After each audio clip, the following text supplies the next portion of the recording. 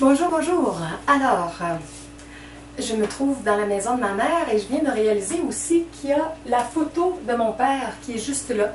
Mon père qui est décédé quand j'avais 13-14 ans. On était ensemble dans la voiture et c'était presque au début de l'hiver. C'était glissant au mois de novembre et la voiture a dérapé dans la chaussée de gauche alors qu'il y avait un camion qui s'en venait et qui a frappé dans la porte de mon père pendant que la voiture se réalignait vers la chaussée de droite. Alors mon père est décédé d'une fracture cervicale instantanée et moi je n'ai absolument rien eu. C'est comme une forme de petit miracle et j'ai compris que j'avais encore tellement de choses à faire dans ce monde que c'était vraiment pas le temps pour moi de quitter.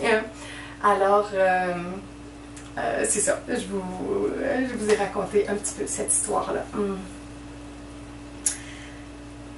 Bon, je continue la lecture dans Un cours en miracle. Nous sommes dans le chapitre 2.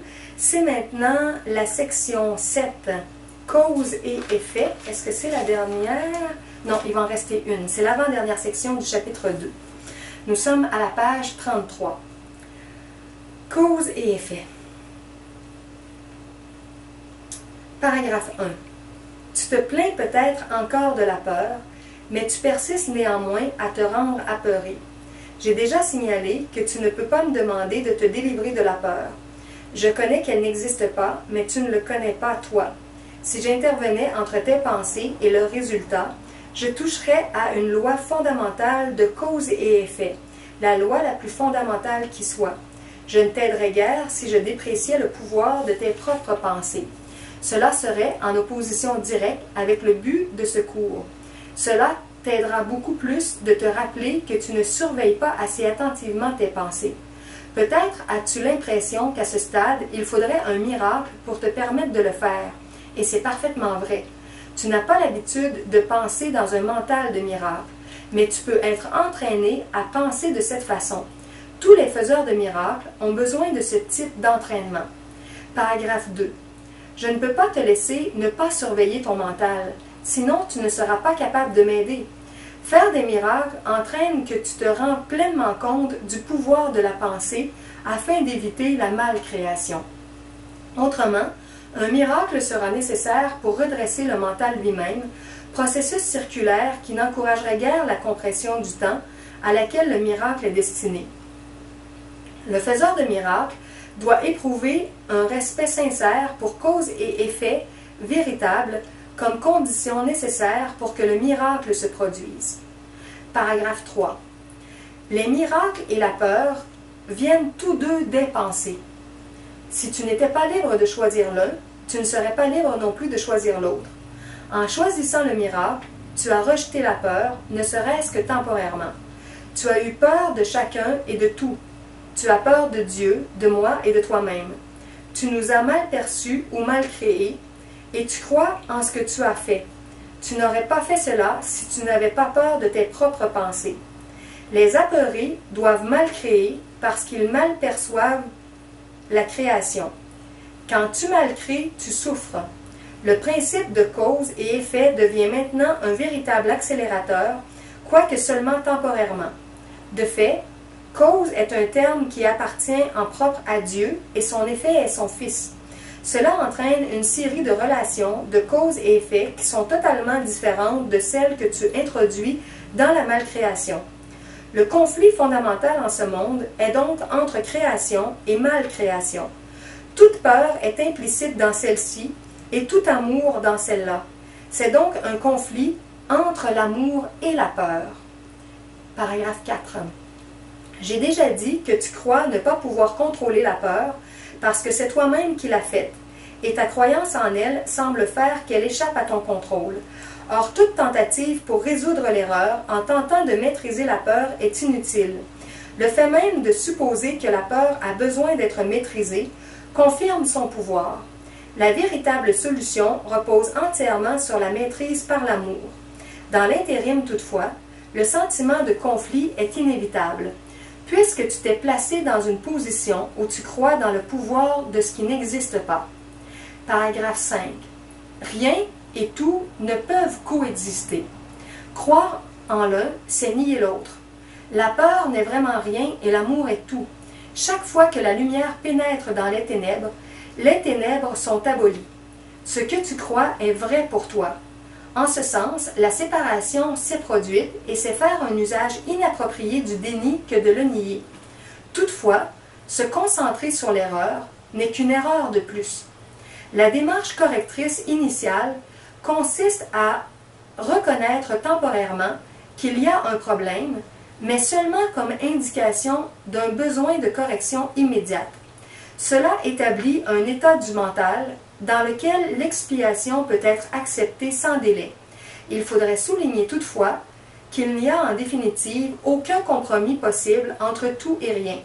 Le temps est essentiellement un mécanisme permettant d'abandonner tout compromis à cet égard. Il semble seulement qu'il soit aboli par degrés, parce que le temps lui-même comporte des intervalles qui n'existent pas. C'est un mécanisme de correction rendu nécessaire par la malcréation. L'énoncé « Car Dieu a tant aimé le monde qu'il a donné son Fils unique, afin que quiconque croit en lui ne périsse point, mais qu'il ait la vie éternelle », n'a besoin que d'une légère correction pour devenir signifiant dans ce contexte. Il l'a donné à son Fils unique. Paragraphe 6. Il faudrait bien noter que Dieu a un seul Fils. Si toutes ses créations sont ses fils, chacun doit être partie intégrante de la filialité tout entière.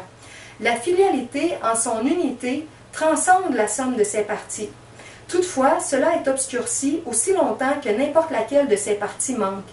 C'est pourquoi le conflit ne peut pas être résolu de manière définitive tant que toutes les parties de la filialité ne sont pas retournées. C'est alors seulement que la signification de l'entièreté, en son sens véritable, pourra être comprise. N'importe quelle partie de la filialité peut croire en l'erreur ou en l'incomplétude si tel est son choix. Ce faisant, toutefois, elle croit en l'existence du néant. La correction de cette erreur est l'expiation. J'ai déjà brièvement parlé d'être prêt, mais cela aiderait peut-être d'apporter ici quelques précisions supplémentaires. Être prêt n'est que le préalable de l'accomplissement. Il ne faudrait pas confondre les deux. Aussitôt que survient un état dans lequel le mental est prêt, il y a généralement un désir d'accomplissement jusqu'à un certain degré, mais il n'est certainement pas nécessairement indivisé. Cet état n'implique pas plus qu'un potentiel de changement du mental. La confiance ne peut pas se développer pleinement jusqu'à ce que la maîtrise ait été accomplie. Nous avons déjà tenté de corriger l'erreur fondamentale voulant que la peur peut être maîtrisée, et nous avons souligné que la seule maîtrise véritable est par l'amour. Être prêt n'est que le commencement de la confiance. Tu penses peut-être qu'un temps extrêmement long est nécessaire entre l'être prêt et la maîtrise, mais laisse-moi te rappeler que le temps et l'espace sont sous mon contrôle. Alors voilà, c'était la fin de la section 7, l'avant-dernière du chapitre 2, à la page 36. Il m'est venu une pensée aussi. Je vous ai parlé en introduction de mon père et de l'accident de voiture où lui, il est désincarné. Et c'est un moment où moi, j'ai sorti de mon corps physique et de mon corps astral. J'ai vu toute la scène de haut. Et je voulais dire aussi que j'ai encore des choses à finir de pardonner de ce que j'ai vécu des 13 années où mon père était présent. J'ai toujours été plus proche de ma mère et un petit peu plus loin de mon père. Et dans le cours et dans Et l'univers disparaîtra de Gary Renard, on nous explique entre autres que la vision qu'on a du Père divin et de la Mère divine influence qu'est-ce qu'on va aimanter dans notre vie comme mère humaine et comme Père divin. Alors, notre mental est tellement puissant que tous les schémas qu'on a, qui sont souvent inconscients, contribuent à attirer des situations, à projeter des scénarios qu'on va vivre.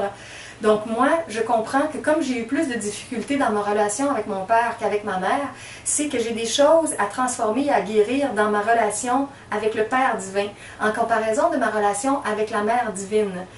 Le patriarcat aussi qui était très fort dans les siècles et les millénaires passés, les abus de pouvoir, les énergies de domination, on fait beaucoup souffrir les âmes de différentes façons.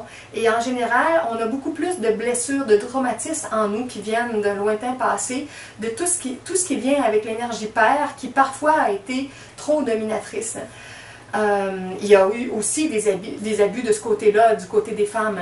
Mais c'est courant que le côté avec la Mère divine soit plus harmonieux et que le côté avec le Père divin soit plus difficile, qu'il y ait plus de peur, qu'il y ait plus de choses à régler.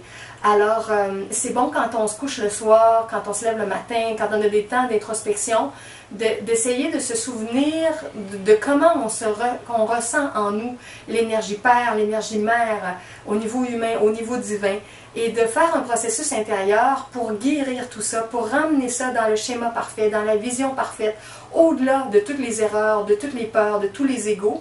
Parce que plus notre mental va retrouver le schéma parfait, plus ça va aimanter par la suite des relations parfaites dans les relations avec les hommes, les femmes et les substituts de père et de mère qu'on rencontre. Alors, voilà pour cela. Et je vais enchaîner dans un instant avec la section 8 qui va clôturer le chapitre 2. À très bientôt!